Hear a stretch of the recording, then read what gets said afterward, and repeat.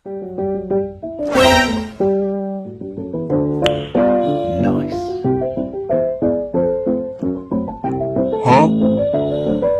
কাছে টাকা নাই। আমার কাছে টাকা নাই শিক্ষার্থী বন্ধুরা, এই বাক্যটা ইংলিশ যদি আমরা বলতে চাই সর্বপ্রথম যেটা মাথায় আসে সেটা হচ্ছে I have no money.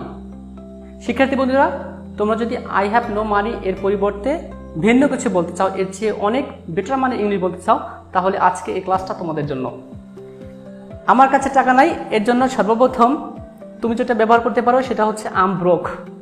Um broke মানে হচ্ছে আমি ভেঙে গেছি, তাই না? Of course not. আম ব্রোক এর অর্থ হচ্ছে আমার কাছে টাকা নাই। সেকেন্ড যেটা আছে সেটা হচ্ছে I'm out of cash.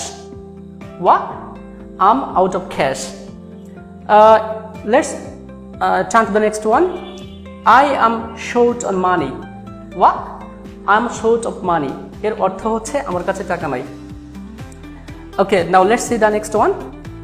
I don't have any funds.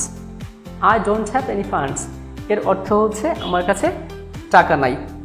এরপরে যেটা আছে সেটা হচ্ছে I'm running low on cash. I'm running low on cash. Last of all যেটা আছে, যেটা খুবই ড্যাশিং, যেটা পার্সোনালি আমি ব্যবহার করতে পছন্দ করি, সেটা কি?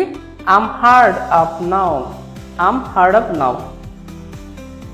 Thank you for watching. Hey, one thing more, please don't forget to subscribe my channel. দেখা হবে অন্য কোনো ভিডিওতে। বাই বাই, আল্লাহ হাফেজ।